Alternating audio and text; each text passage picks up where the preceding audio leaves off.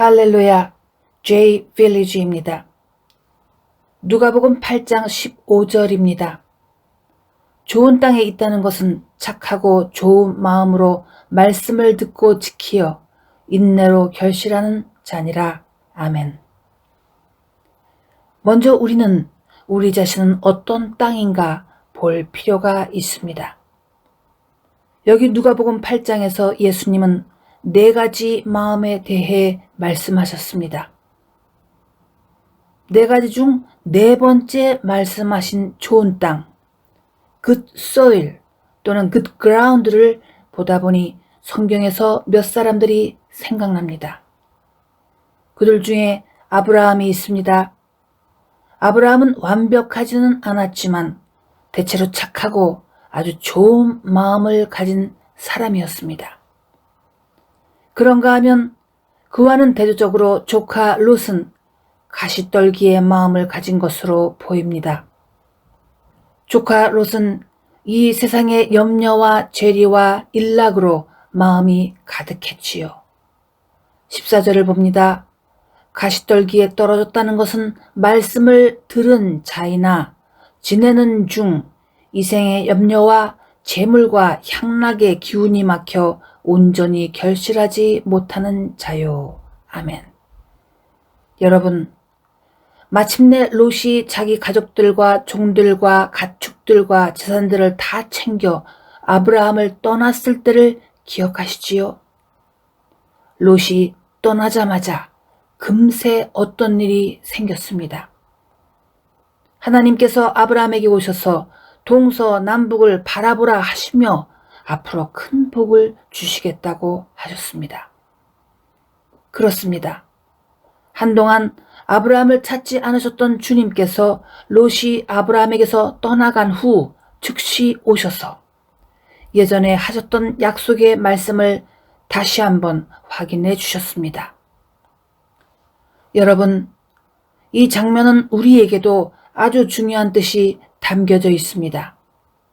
때로 주님의 은혜를 더 받기 위해서는 누군가가 여러분 주변에서 정리되어야 합니다.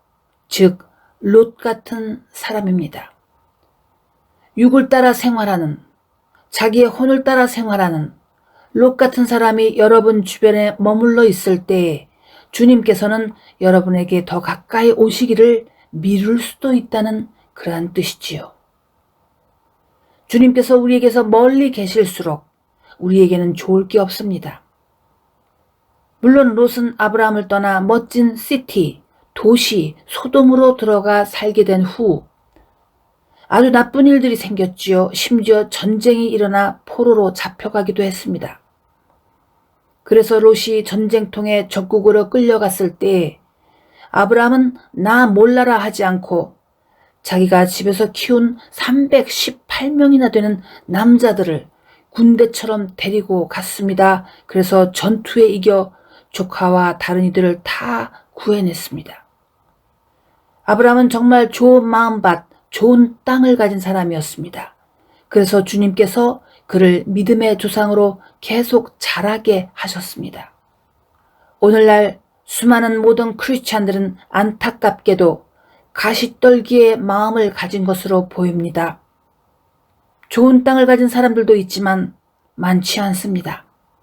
그러면 우리는 어떻게 사람의 마음을 알 수 있을까요? 대체로 3가지를 보면 됩니다. 첫째, 이 사람이 주로 무엇을 선택하는가? 둘째, 주로 무슨 말을 하는가? 어떤 랭귀지를 사용하는가? 3번째, 평소에 어떤 라이프 스타일을 갖고 사는가? 이런 것들을 보면 그 사람의 마음밭을 대략 알 수 있습니다. 나는 어떤 한국 남자에 대해서 들었습니다. 그 남자는 사업가인데 오랫동안 최근까지 지금도 큰 돈을 잘 벌고 있다고 합니다. 아내도 큰 비즈니스를 하고 경제적으로 매우 부유한 가정인데 이 사람은 아내에게 아름다운 외제차를 사주고 매달 거의 1,000만 원짜리 선물들을 서슴지 않고 사준다고 했습니다.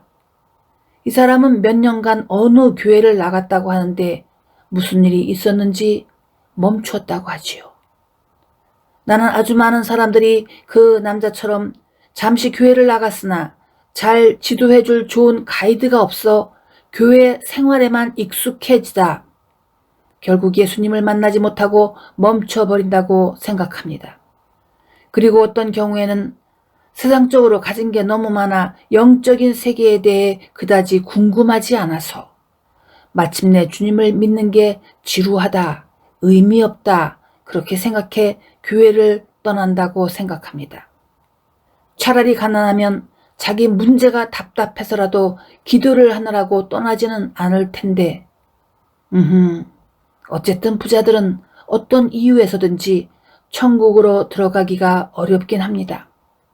여러분, 그렇다고 부자가 죄는 아닙니다.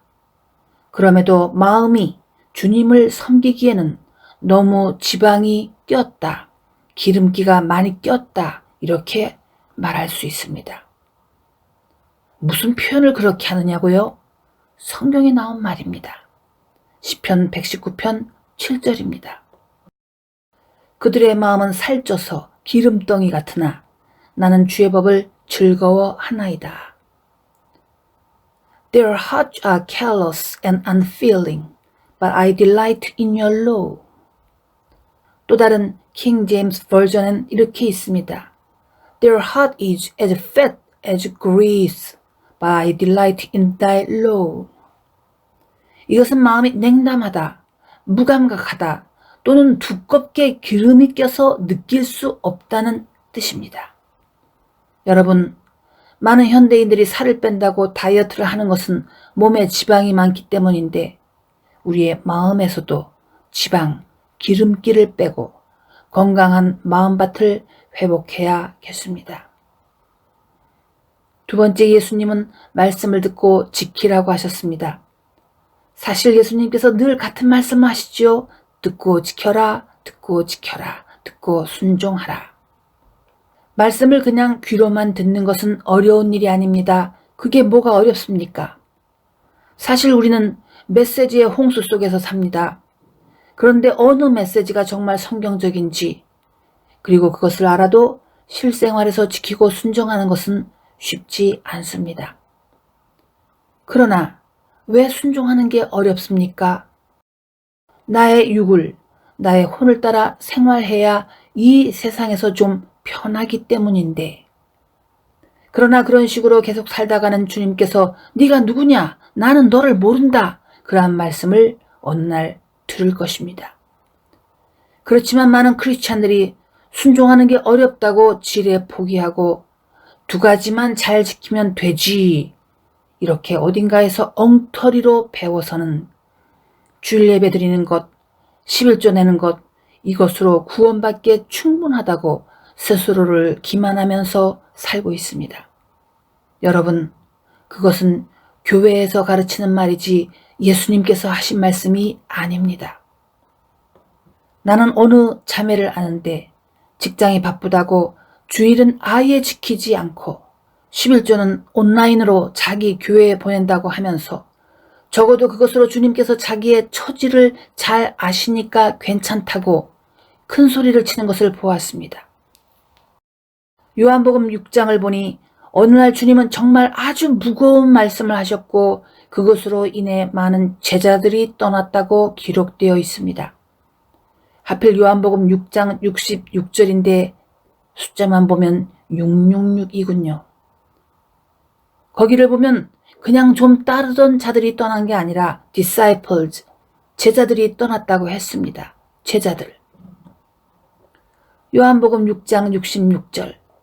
그때부터 그의 제자 중에서 많은 사람이 떠나가고 다시 그와 함께 다니지 아니하더라. 아멘. 영어 성경에는 many of his disciples, 많은 제자들, many of his disciples 그렇게 쉬어 있습니다.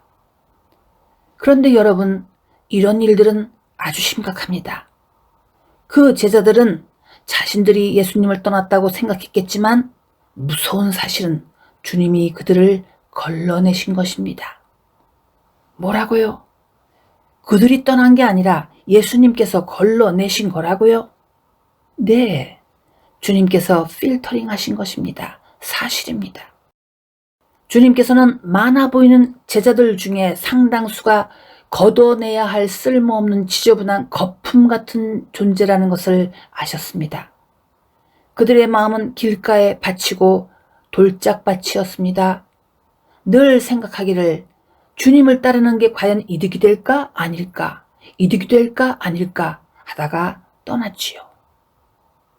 그런데 가만히 보십시오. 그들이 나쁜 놈들이었습니까? 악인이었습니까? 아닙니다. 그들은 악당들이 아니었습니다. 그런데 그 사람들은 예수님을 미워해서 떠난 것은 아니었습니다. 그저 계속 듣다 보니 주님의 메시지가 받아들이기가 어려웠습니다. 마치 너무나 쓴 약 같았습니다. 무언가 좋은 것 같기도 한데 너무나 묵직하고 써서 마실 수가 없었습니다. 여러분, 주님께서 우리에게도 한 번씩 일부러 쓴 약을 주시는 것을 아시나요?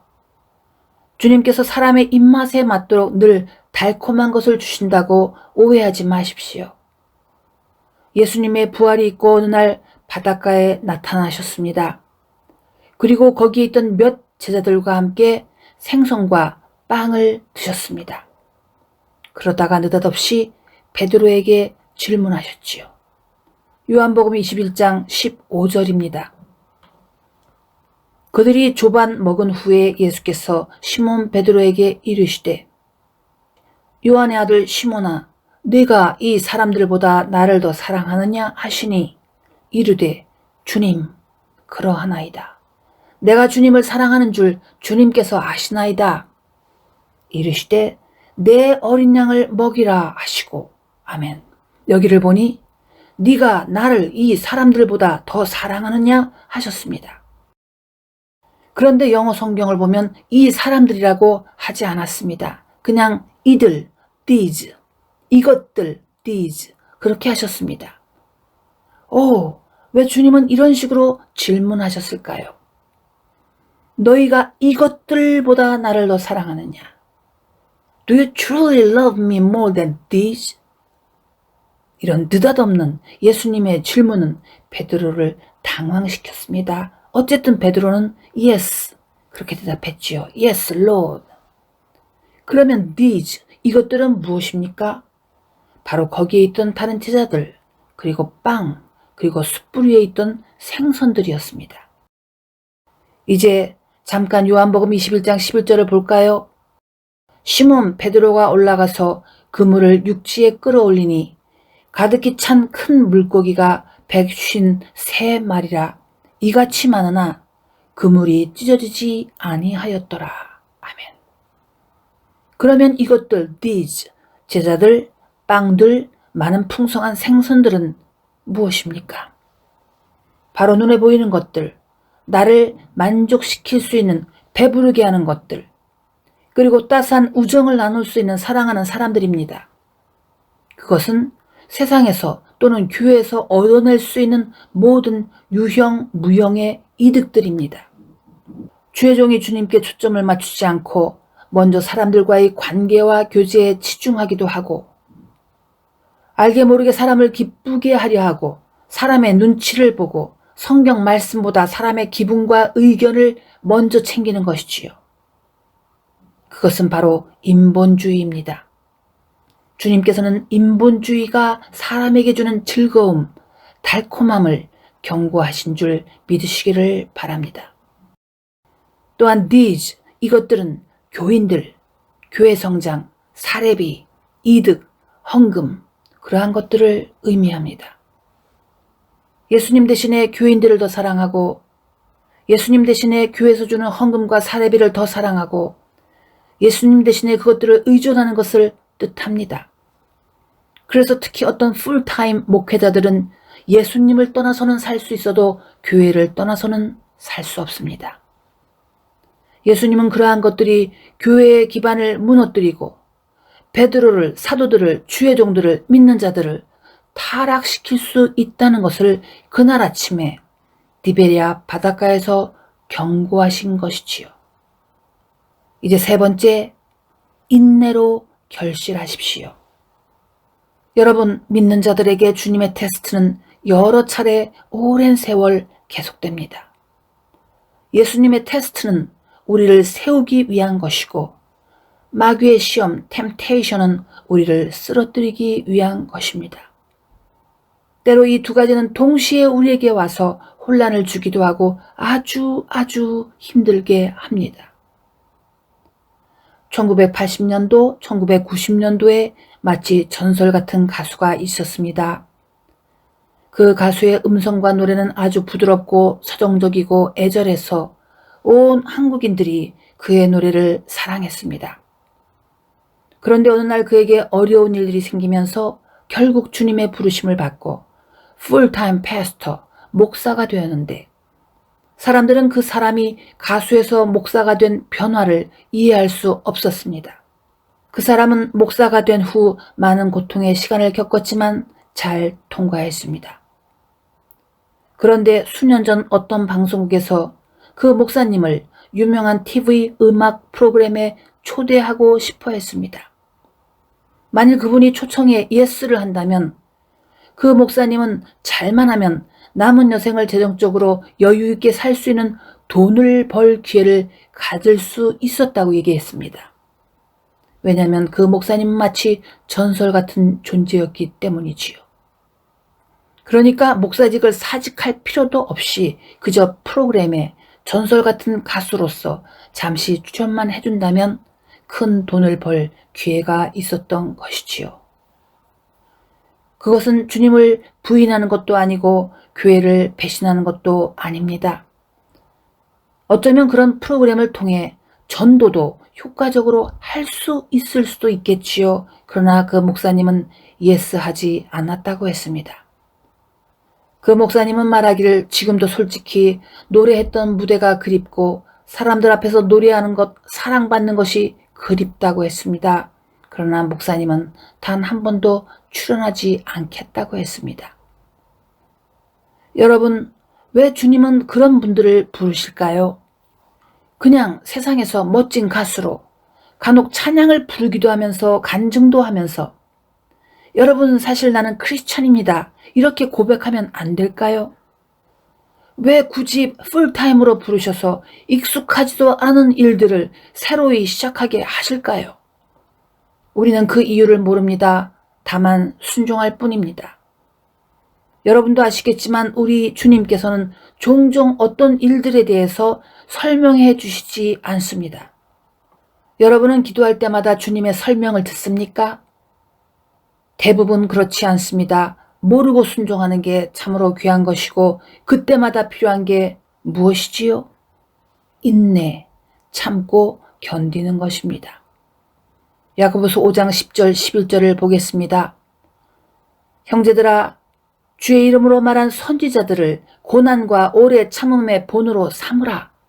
보라 인내하는 자를 우리가 복되다 하나니 너희가 욥의 인내를 들었고 주께서 주신 결말을 보았거니와 주는 가장 자비하시고 긍휼히 여기시는 이시니라. 아멘. 여러분, 이제 엔드타임에는 욥 같은 인내심이 너무나 필요합니다. 지금 너무나 급격하게 많은 것들이 쓰나미처럼 달려오고 있고 상황들이 바뀌고 있습니다. 어떤 교인들은 여전히 모르고 지내겠지만 지금 주님의 새로운 계획들과 심판이 다가오고 있고 마귀도 격렬하게 일하고 있습니다. 그런데 대부분 교인들은 그것을 알지 못하고 날마다 주님의 평안과 복을 노래합니다. 욥, 인내, 열매.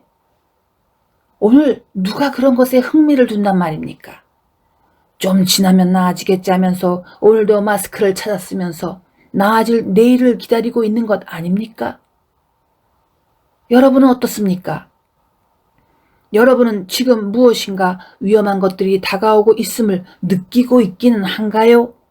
아니면 좀 기다리면 다시 좋은 날이 올 거야 하는 환상을 품고 하루하루 지내고 있습니까?